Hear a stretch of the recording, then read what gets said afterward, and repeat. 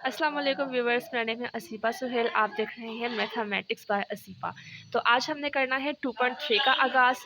2.3 का आगाज़ हमने करना है, तो देखते हैं हम किस तरीके से इसे सॉल्व करते हैं। अच्छा, which write each radical expression into radical expression and each exponential into radical, do not simplify. मतलब कि हमने रेडिकल एक्सप्रेशन को रेडिकल एक्सप्रेशन में ही हमने चेंज करना है, लेकिन इसका जो एक्सपोनेंशियल जो फॉर्म है वो उसे मज़ीद सिंप्लीफाई नहीं करना। हमने इसको मज़ीद सिंप्लीफाई नहीं करना। अब हमारे पास क्वेश्चन वन क्या है, √-64 की पावर, इसका इंडेक्स, इसका रेडिकेंड 3 है। इसे इंडेक्स भी कहते हैं, इसे रेडिकेंड भी कहते हैं, ये 3 है।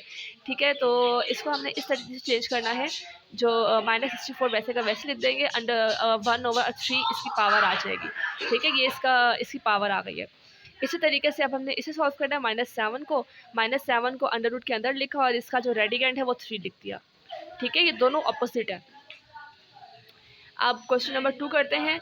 इस क्वेश्चन में 3/5 हमें क्वेश्चन दिया गया है। 5 मतलब 5 हमारा रेडिकेंड है और 3 उसके अंदर आ जाएगा। 5 के जो नीचे होता है वो रेडिकेंड होता है। 5 यहाँ ऊपर लिख दिया और 3 इसके अंदर आ गया है।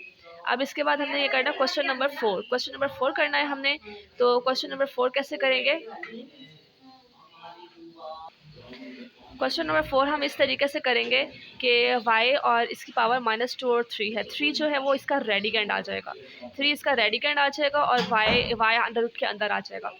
ठीक है, अब हमने क्या करना है, टेल वेल्थ फॉलोइंग स्टेटमेंट्स आर ट्रू और फॉल्स।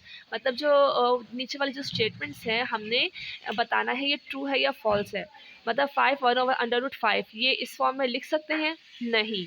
क्यों क्यों हम इस फॉर्म में नहीं लिख सकते, क्योंकि 5 जो है, 5 इसकी पावर है, इसका इंडेक्स है। अगर हमने इस फॉर्म में लिखना होता तो 5 को यहाँ भी 5 लिखते, इसका रेडिकेंड भी 5 लिखते, लेकिन हमने वो नहीं लिखा, इसलिए ये फॉल्स है।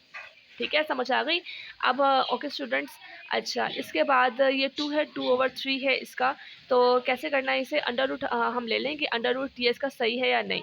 अंडर रूट यहाँ 3 की पावर है, 3 इसका रेडिकेंड आ गया।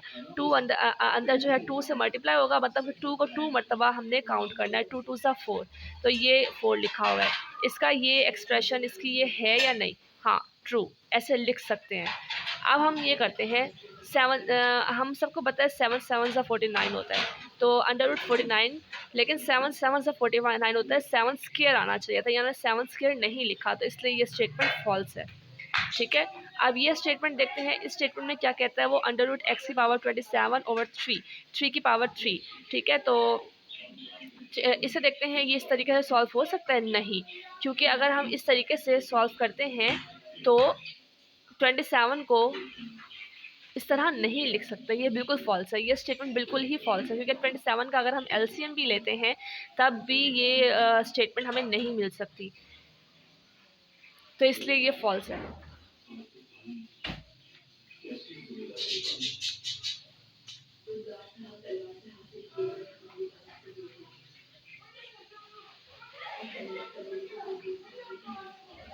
देखिए ना, इसका अगर हम एलसीएम लेते हैं तो 3 को 3 3 3 9 27, 3 3 3 9 3 1 3, इसका एलसीएम लेंगे तो यहाँ पे 3 आ जाएगा, लेकिन इसकी ये वाला जो इंडेक्स है ये कहाँ गया, इसको भी तो ब्रैकेट लगा के 1/3 होना चाहिए था ना।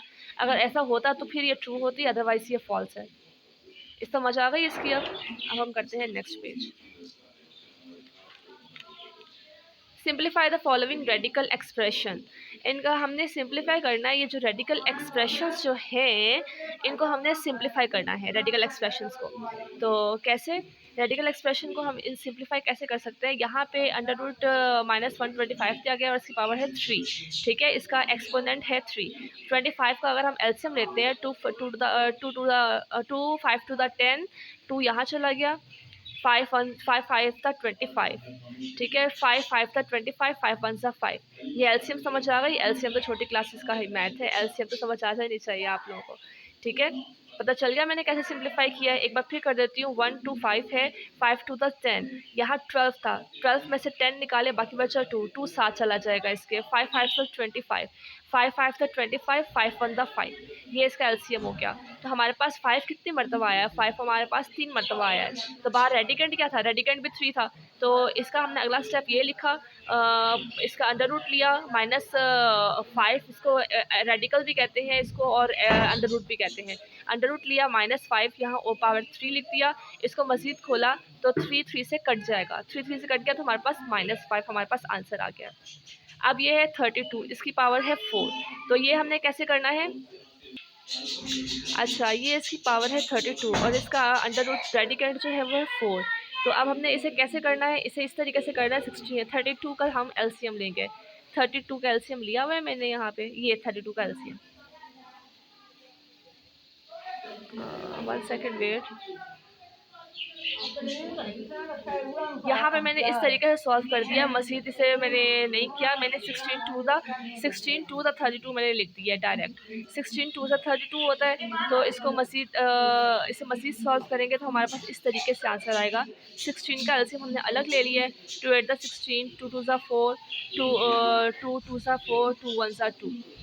एलसीएम समझ आ गई। 16 का एलसीएम हमने कैसे लिया है, एलसीएम लेने के बाद हमारे पास 2 की पावर जो है वो 4 थी, 2 की पावर 4 है, और जब 2 का एलसीएम लिया 2 के साथ वैसे का वैसे इसकी पावर 4 लग जाएगी, ठीक है। फिर 4 से कट जाएगा, हमारे पास 2 आंसर आ जाएगा, और अंडर रूट 2 और इसकी पावर 4, ये हमारे पास आंसर आ जाएगा। अगर इसका एलसीएम मज़ीद आपने सॉल्व करना हो तो 32 को भी आप 2 के एलसीएम से हम कर सकते हैं, लेकिन मैंने 16 2 का कर दिया है, मैंने थोड़ा सा आसान कर दिया है, ठीक है। इसका लेंथी आंसर भी हो सकता है।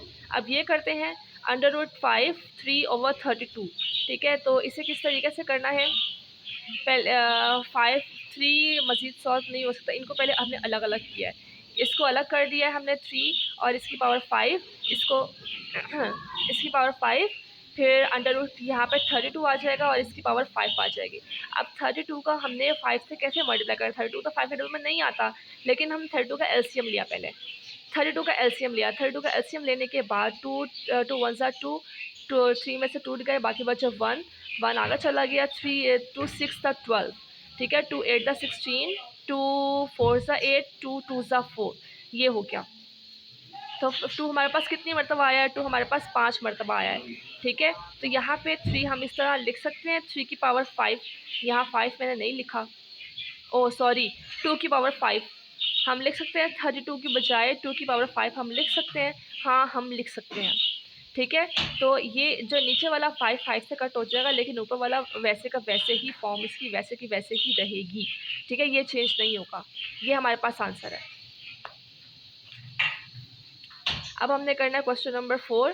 क्वेश्चन नंबर 4 8 और 27, तो 8 का भी एलसीएम हो जाता है, 24 का भी एलसीएम हो जाता है। तो कैसे करना है इसे, हमने अंडर रूट -8/27,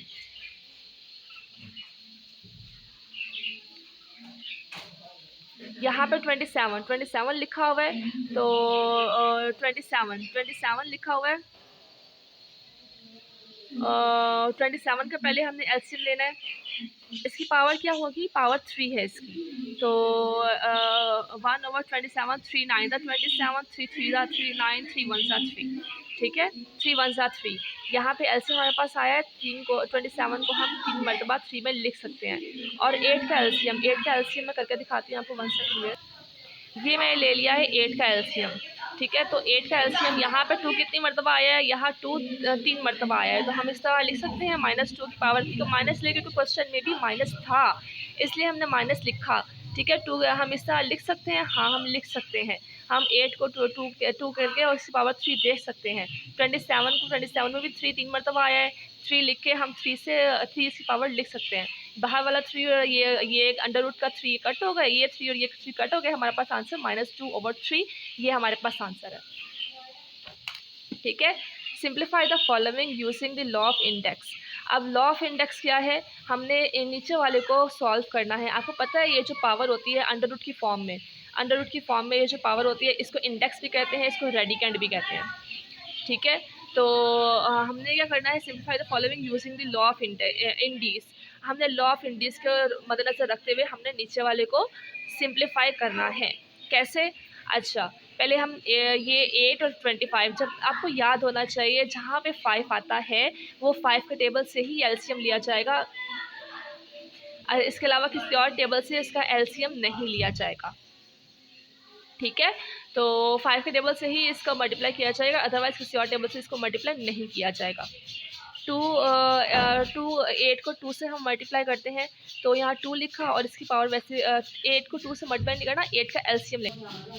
अच्छा, तो हमने क्या करना है, अच्छा अब ये देखें, हमने 8 का एलसीएम लेना है, फिर हमने लेना है 125 का एलसीएम।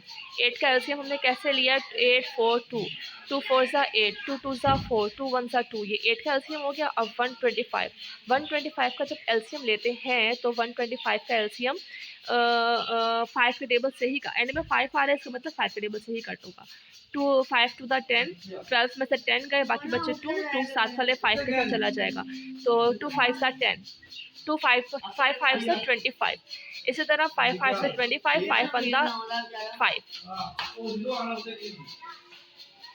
हो गया। यहाँ पे अब हम लिख सकते हैं कि 2 लिख के उसकी पावर 3 और 5 लिख के उसकी पावर 3, क्योंकि 3 मरतबा है ना, इसकी पावर 3 हम लिख सकते हैं। अब साथ में जो ये इसका पावर दी गई है वो वैसे की वैसे सब मल्टीप्लाई हो जाएगी, -4/3 -4/3। हम कह सकते हैं ना 3 3 से कट हो गया, यहाँ 3 3 से कट हो गया, तो 2 -4 5 -4, ये इसका आंसर आ गया। ठीक है, 2 को 5 को अब 5 को हमने 4 मरतबा हमने इसे खोल के लिखना है, इस फॉर्म को इसे खोल के लिखना है। ये देखा, ये से हमने खोल के लिखा है और 2 को हमने खोल के लिखा है। यहाँ 5 4 था, 5 4 से मतलब मल्टीप्लाई हो जाएगा। ठीक है, अच्छा तो हमने इनको खोल के लिख दिया है। अब 5 को जब मल्टीप्लाई करते हैं, इनको ईच वन को हम पकड़ेंगे और हम इनको आपस में मल्टीप्लाई कर देंगे, इसे भी सबको पकड़ेंगे, आपस में मल्टीप्लाई कर देंगे, हमारे पास 625/16, ये हमारे पास आंसर है।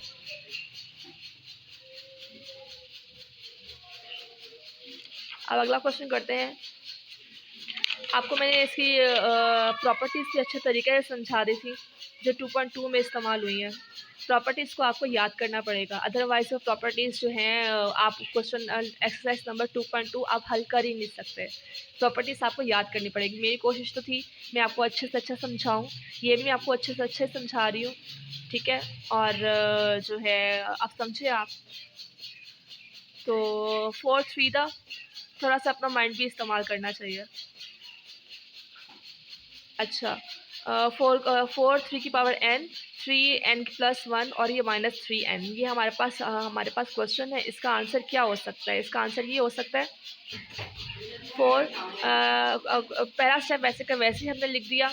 ठीक है, सेकंड स्टेप में क्या किया, 3n + 1, हमने 3 की पावर n + 1 जो है हमने इनको अलग अलग कर देना है। कैसे, इस तरीके से 3 को 3 की पावर n मल्टीप्लाई 3 की पावर 1, इस तरीके से हमने इसको अलग अलग कर देना है। ठीक है, तो 3n बाहर आ जाएगा और इसका जो है हमने ब्रैकेट्स लेके हमने इनका ब्रैकेट्स लेके हमने इनका कॉमन ले लेना है। 3 की पावर n और ये 3 वैसे का वैसे ही, और ये भी 3 की पावर n था, तो यहाँ -1 आ जाएगा, माइनस वैसे का वैसे ही, और 1 इसका आंसर 1 इसका कॉमन ले लिया, 1 आ जाएगा। अगला स्टेप क्या है, अगला स्टेप 3 की n पावर वैसे का वैसे ही, और 3 में से 1 का है, बाकी बचे 2 बचे, तो हमारे पास 3n और 3n आपस में कट जाएंगे, 4/2 आंसर, 2 1 ज़ा 2, 2 2 ज़ा 4, तो ये भी 2 का आंसर हमारे पास आ गया। बस यहाँ तक ही थी हमारी एक्सरसाइज नंबर 2.3। ठीक है, thank you for watching and happy new year for advance, happy new year, सब बच्चों को ईद मुबारक। Thank you for watching my video, Allah हाफिज़।